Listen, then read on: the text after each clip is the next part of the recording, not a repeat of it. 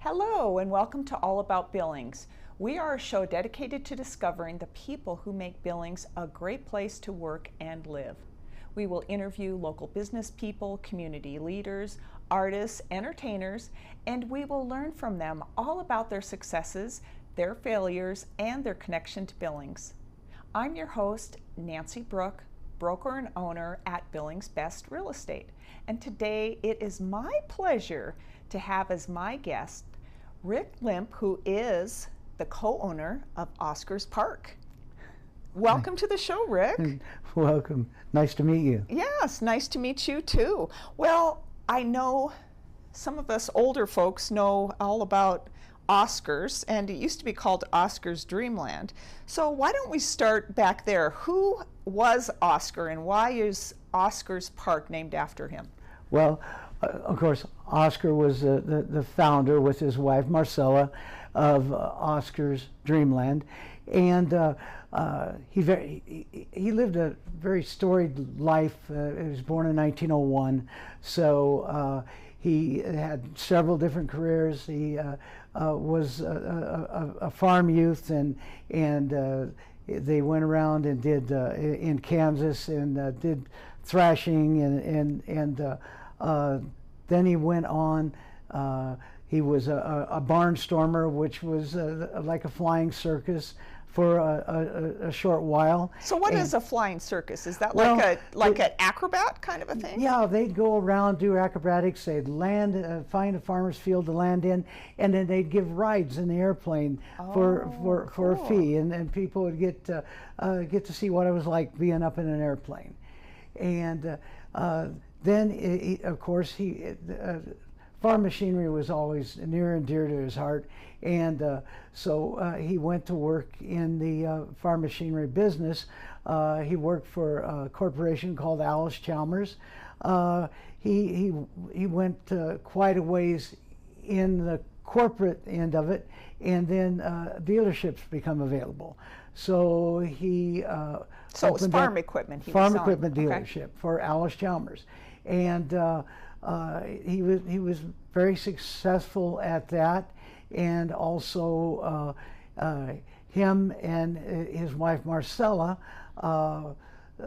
consolidated a few farms and built a few ranches, and I guess I'd say what he called his maybe next to the last retirement. They bought a ranch in southeastern Montana, Decker, Montana, and lived there for a while. And so he retired multiple times. Multiple times from different careers. Different careers, and they bought a place in Billings on the Yellowstone River, and they really liked the community of Billings, so. They ended up selling the CX Ranch, and they moved to Decker, Billings. And then they moved to Billings. That's correct. And during this time, he had been collecting various steam engines and gas tractors from what they call pre-style. It was the older stuff, the 30s to the teens, and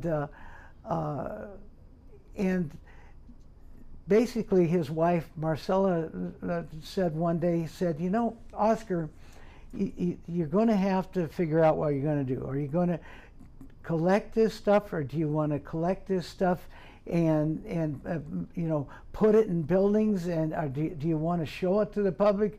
Do you want to make it sort of like a museum? And you know, the name Oscar's Dreamland come about, and so he decided because to it was his dreamland. He decided to go and show it then. Yeah, he wanted to. He kept one. This stuff was being scrapped, and he just wanted to save history. So he took and kept collecting, and Oscar's Dreamland come about. And then in 1995, he passed, and not too long after that, his wife Marcella passed, and so the collection had to be auctioned off. Sure. And we're sitting there with this great old town called in Cookville, named after Oscar Cook, that's his last name. And and of course, an old town like that lives on maintenance. And Marcy and I had a lot of young friends. And so Marcy's Oscar's daughter, your wife. My and wife, so you're yeah. the son-in-law to Oscar, and so that's how the connection goes. Yeah, and so anyhow, they were all getting married, and of course we were already married, and a lot of them had horror stories about, you know, finding a venue, and they said, you guys need to start a venue. And so we're sitting there with the old town, and we got what is the old Joliet train depot sitting there empty, and so we got busy and remodeled it, and in the year 2000 we had our first event, and we've been going strong ever since. And it's worked for us. So, you know what I find interesting is Oscar seems like the kind of guy that his interest just took him to different places, and where his interest took him, then he just pursued something new, which it's kind of remarkable because it sounds like he had 3-4 different careers in his life. At least. Yeah. And he had a great energy up until late in life, and I would call him, he was like he could look at something and he could solve it, and especially mechanically. And I guess he was one of those people that could look at something that looked like it was beyond repair and say, I want that, I want it to run again, and he would do so. And well, some of these tractors, whatever other farm equipment he had, must have been old, that they probably didn't have people who knew how to work on them too, right? Because if they're from the 19 teens or 20s, people weren't, I mean, in the 70s or 80s even, they weren't even alive when these things, but he could figure it out, huh? Yeah, hence his other career, teaching. I mean, there were a lot of young people. He taught them how to work on tractors. Huh. But there's so many different things he saved. Like take the clock that he used to set on top of the old Security Bank, which was the Carter Oil Building. Well, there was this huge clock that was going to be, it's the world's largest revolving clock. It was going to be scrapped. And he got it and brought it out to Oscar's and set it up and saved that clock. And there was a lot of things. There were things he would have liked to have saved, but like the sign that come down off the old Fox Theater, but it sort of got destroyed, taking it down. So, but if it was old and he could figure out a way to move it, he just would do had it. a fascination with, it sounds like history, but the mechanical parts of history. Absolutely. Yeah, that's really neat. That's Yes. really neat. And so then you and your wife took over, I guess, the land. There wasn't really a business at the time, and then people were getting married, and you thought, maybe this is an opportunity, because you have buildings on the property still. So were those buildings that Oscar had? Those are all buildings that Oscar had, and they were, most of them moved in there. Right. And, well, you said the Joliet train station. Joliet train depot. We've got some buildings that we built ourselves, like our news building. But then the next building next to that is what we call the Laurel Mayor's House, which was in the town of Laurel, and there was a farmer that his daughter got married, and so he took an old grain silo and made an addition to it and made a house for him. Huh. Well, later on, the young man become the mayor of Laurel, and hence the name. And we've got would be the oldest school in Yellowstone County, which is the Newman School, which was not too far from where the Newman School is now, and there was a little tiny building, but I think the total enrollment of that school was 13 throughout the years. Wow. Some of them Newmans, some of them farmhands or local ranchers. Right, right.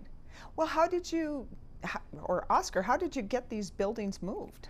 Some of them he moved himself. Some of them he hired a mover. There used to be I think the man was Ostermiller that was in the moving business, and he moved some of the buildings. Wow. And when he couldn't find a building, he just built one. Huh. Like the Cookeville State Bank. He found most of the buildings he found that were banks were stone. They weren't really movable. But right. he was able to find a door off a bank, and so he built the building. And yeah, and so that's how it got started, huh? Yeah. And then so you have all these buildings on site. And so tell me how it works with the different activities you have. You have a lot of weddings, but it sounds like you do other things as well. Mostly we do weddings, but throughout the years, different school groups have come out and we toured them.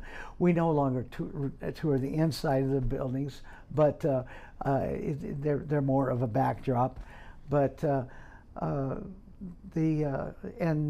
for instance, today, Central High's freshman class was out there as sort of an orientation activity, and they were out there and had pizza and ice cream and were playing different games, and they come out there after their mess after lunch. So. Huh. And so the venues, you don't do the catering. You said you just rent the venue. We provide the facility. Okay.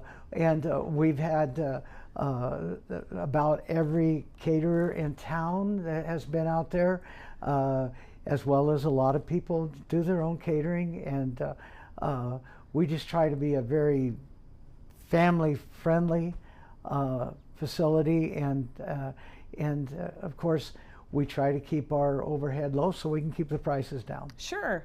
Well, so what has been the most challenging thing about, because you didn't know anything about the wedding venue business when you guys started. We really didn't. We had done quite a few things. You know, we'd had the balloon fest out there, and of course there had always been, even through the history of Dreamland, there were different businesses that would come out there and say, hey, can we have a picnic out there?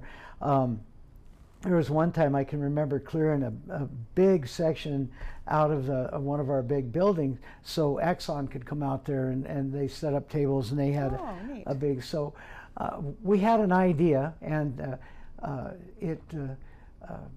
I guess as long as you got the will and the enthusiasm, you can make it work. Yeah, but it must, I mean, you had to kind of figure things out along the way, it sounds like. Self-taught, or did you have any specific training how to do this? Well, I mean, as far as the construction goes, I worked construction. Okay. My dad worked construction. I was around Oscar, and he was always working. So I guess I was self-taught in a way, and we were in. I'd say Marce and I have been in a few different businesses. Early on, we did some gift shops. I did some farming. I had some cattle, and so when you're doing that kind of stuff, you learn. You have to learn and do for yourself. So. Yeah. So you just decided this would be something you could do, and just figure it out. Yeah, and there was a need. I mean, we had all that old town that, they sort of.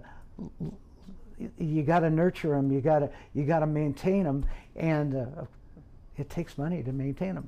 Sure. And so what does the maintenance look like every year on those buildings? Well, for instance, this year was the year that we took and stained all of the old buildings, you know, and then next year it'll be time to paint the ones that need painted, and then we're looking at the big revolving clock. That's one that's going to have to be repainted, and something like that. It's 60-foot tiles, so the JLG or the man lift you'd use, we'll have to rent probably an 80-foot JLG to get around that, and so there's always stuff to do. Yes, I can imagine. But it sounds like, so how many buildings do you have in total? Oh gosh, I haven't counted them. There's a lot. In the old town itself, there's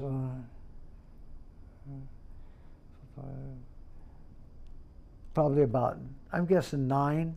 Okay. And then we got all the different outbuildings and shops, and so there's never a lack of stuff to do. And so what has been the most fun thing about having this business? I guess the different people that we've got to meet, and it's been ever since, I guess I'd say, I met Oscar Cook. It's been interesting. He took me for one of my first plane rides, so he got me interested in flying. Hence, I for a short while,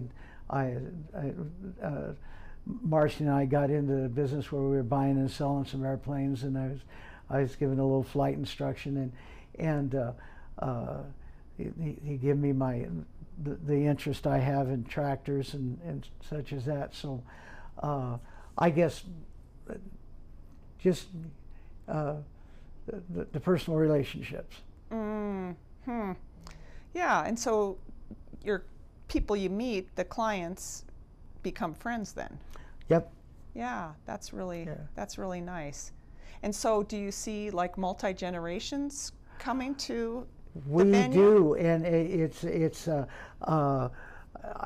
there's a lot, especially now. We're in our 25th year of doing this, and we'll have young people coming out there, and they're getting married, and they say, my mom and dad got married out here this many years ago, or my aunt and uncle. And we just had a wedding out there this summer, and we got to see some of the pictures, and one of the pictures was at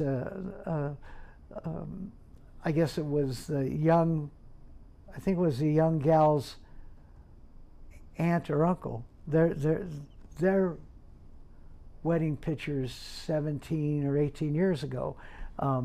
So hence a lot of history again. Right. And so what are your thoughts about having this as a business? I mean, it sounds like you've been doing it for 25 years. Do you anticipate doing it for another decade, 2 decades? Do you have another generation going to take it over? Yeah, we do. My daughter Rietta is really interested in it, and so yeah, I think family will always be involved, and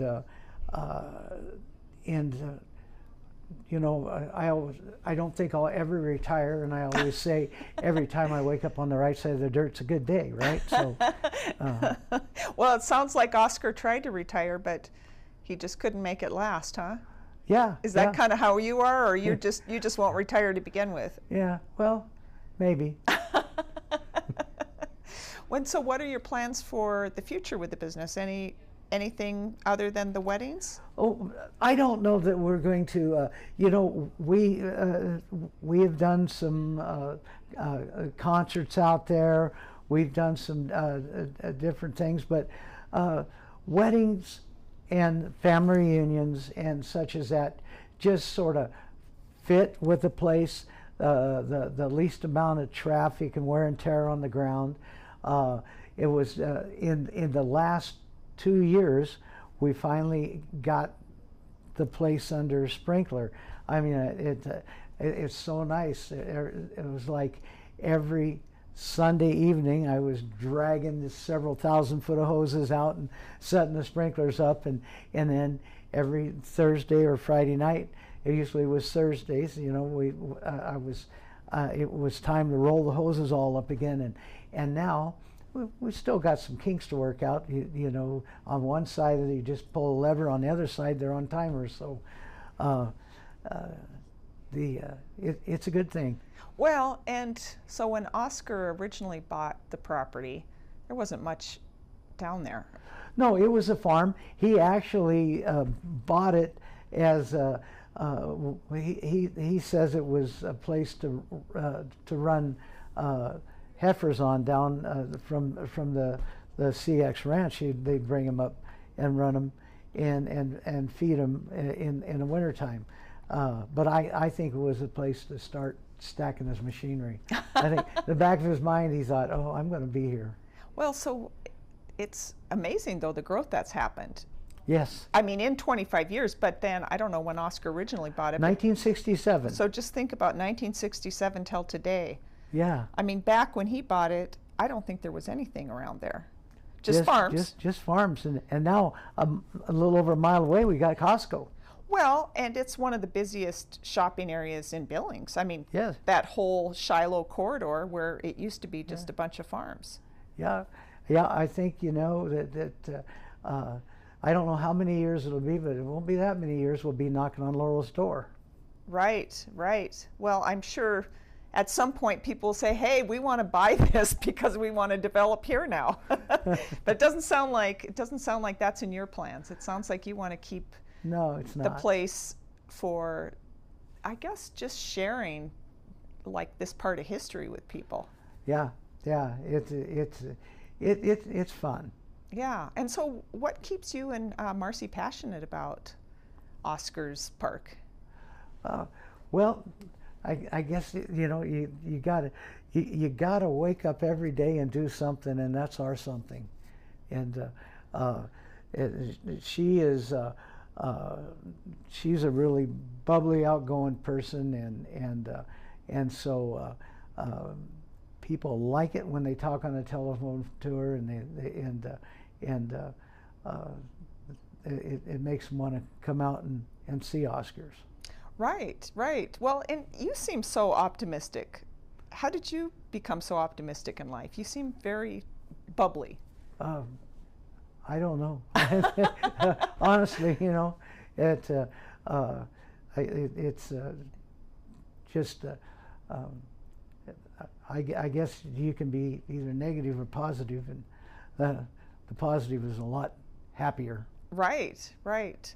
And so you're booking for, I'm sure, 2026 at this point, yeah, right? Absolutely, yeah. And I mean, we've got those people that are real planners. Now, when Marcia and I got married, I think it was like 2 months from will you till I do. And we've got young people out there that I think our farthest booking is something like 2029. Oh, wow. Yeah. So they're really planning in advance. Yeah. Evidently they're freshmen in college now, and I don't know. Well, and I know we have a website address for Oscars Park, but maybe you could share that. It's oscarspark.com? Yes, it is. Right up there, oscarspark.com, and always feel free to get a hold of Marcy, and if you want to come out and look at the place, we're more than happy to show you Oscars, and I got to give a little plug.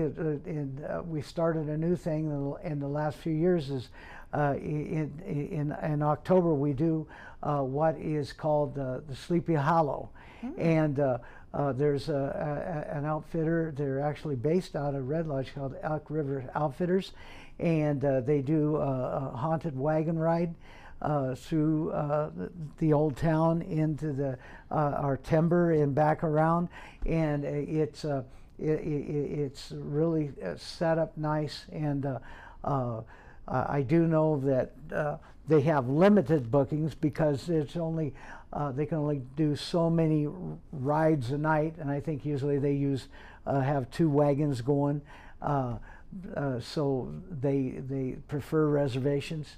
But and you can find that information out on the website? You can find that information out on our website. Yes. So it sounds like kind of a fun activity for families. I mean, absolutely. Yeah. I've not had any. I've not heard of any complaints. You know, there might be a few people that were holding their heart.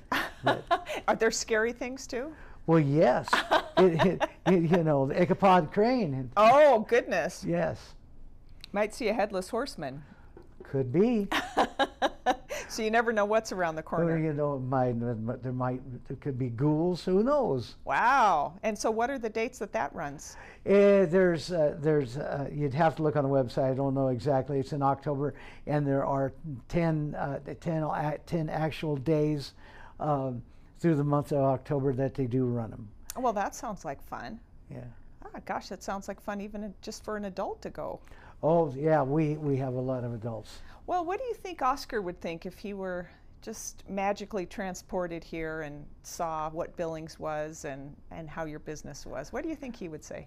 I would think, I told you so. That's what he would say. He knew what Billings was going to become. Ah. He was, you know, with all of his careers, he did a lot of building. He had,